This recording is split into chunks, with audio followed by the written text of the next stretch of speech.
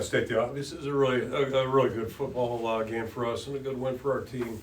Just really proud of everybody's efforts, not just today, but the entire week getting ready for this thing. So thought our guys really played hard, put a lot of heart into it, and young guys and old guys stepped up and did a great job. Talk about next man in, and we got some guys a little bit older and then some guys younger, but I thought they really did a good job. Challenges in every football game, certainly today that wasn't any different, and again, just really proud of the way the guys persevered, the way they kept fighting, kept pushing, and most importantly, we were ready to compete today, and that's where it all starts. So just a couple things to highlight. Jackson Stratton, obviously, on offense, jumping in there. First start as our quarterback, and then maybe just equally significant, he's had a week to think about it, a week plus to think about it. So instead of getting thrown in like he knew he was going to be playing, I thought he played with a lot of poise, good awareness out there, made the plays that we were hoping he'd make, and made good decisions, most importantly, and protected the football. So just a really good effort there. Dunk couldn't go up front, so Nick DeYoung, an older guy, a veteran guy, really played, and looked like he really played a good game. He practiced well all week, so happy about that. The entire line played a good game. And part of that, tying it back to Jackson, there's some subtleties in there when you have a new line, new quarterback, or an old line, new quarterback, just with the cadence, all that kind of stuff. And it was good to see no operational errors there. So I thought that was something that maybe goes a little bit under the radar.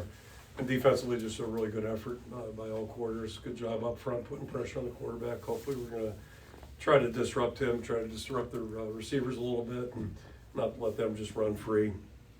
And then the guys in the back end did a good job, and TJ Hall stepping in. So just happy about that. And obviously having Jay on there playing, it takes a lot to keep Jay out. I can tell you that personally, and we've witnessed that a couple times, so happy about that. And then the special teams, it was tricky out there, the windy conditions. We haven't had a lot of wind, so that made it tricky. Drew Stevens, stating the obvious, was just really stellar and outstanding.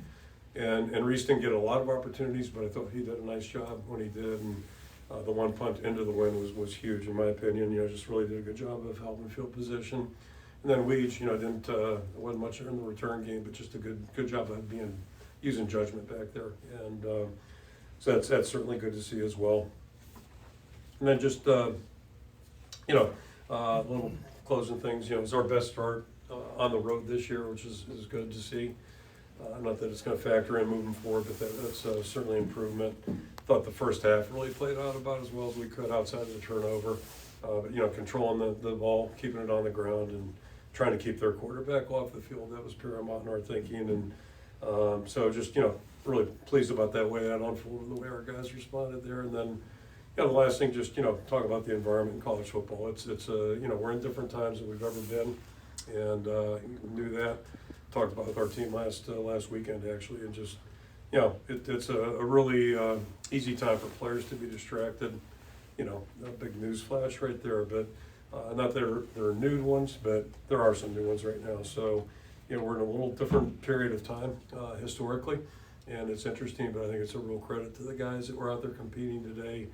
Doing a good job, getting ready and then showing up and competing. That's really what the game is supposed to teach us. So it's just really proud of our guys and the way they work today. I'll throw it out for questions. Start with Tom. Kirk, in terms of a game plan coming in, kind of taking some of that pressure off Jackson, this probably worked out as good as you could have hoped? Yeah, no question. It's going to take a new rock to figure this one out. But coming in, we wanted to be able to run the football. That's what we do best, and try to minimize throwing, but also try to maximize the clock if we could, and shorten the game a little bit that way. So that part way it works out. But if you're not playing defense, it doesn't matter. And if you get behind, you can't do that. So the defense really did their part. They held serve, if you will, and really, I think it was a shutout at halftime, right? So that's a good thing, and it just allowed us to play complementary football, and it takes all three segments. But it played out as well as you could hope, and then they got it going a little bit in that second half, but you can't relax just because they have some really high octane performers out there. Chad.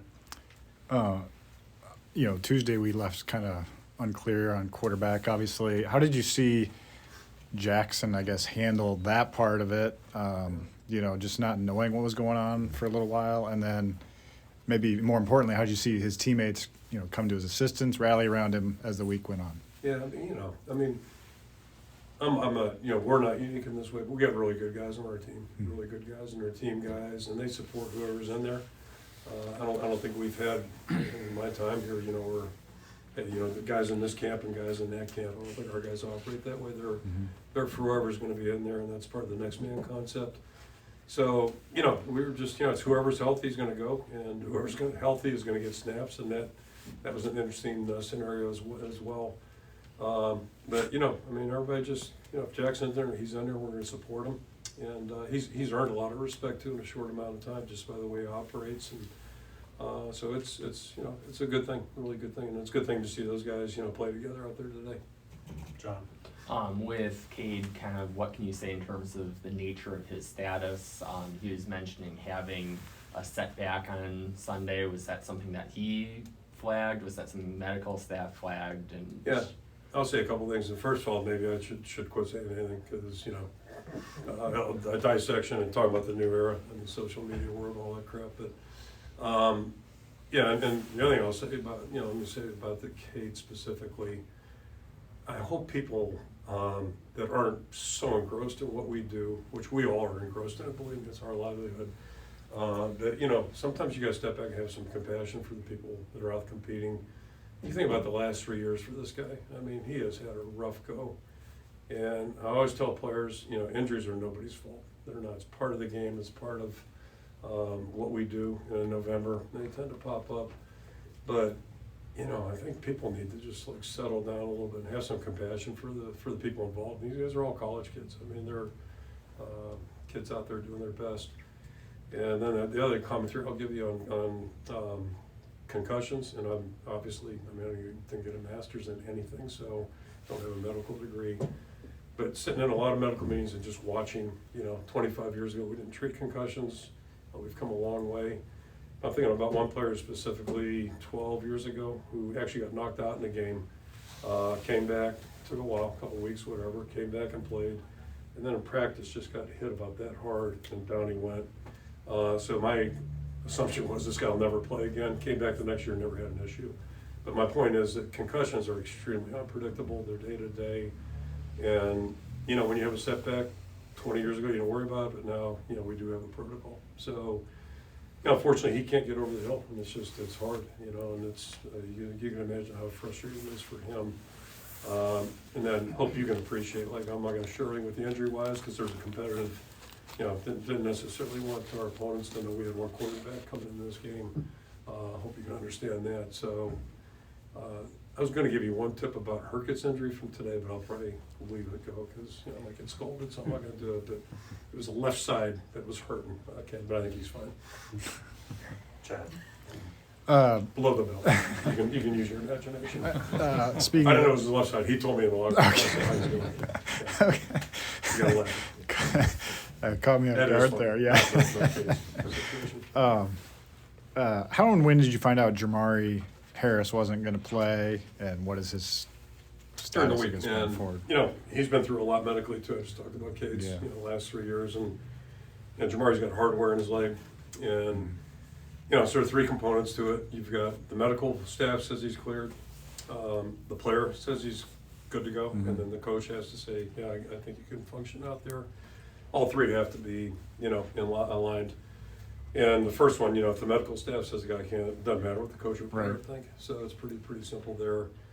And then the other thing, I always, because I don't know what the chatter is out there. I don't want to read any of that stuff. But the other thing, I will never forget a quote from Bum Phillips, where he always used to say, it's easy to be tough with other people's bodies. And, I've had 3 kids play in our program. 2 had surgeries, 1 multiple surgeries, and then, the other guy didn't have surgery, but he had a really tough injury his senior year and missed a lot of time practicing, didn't miss any game time.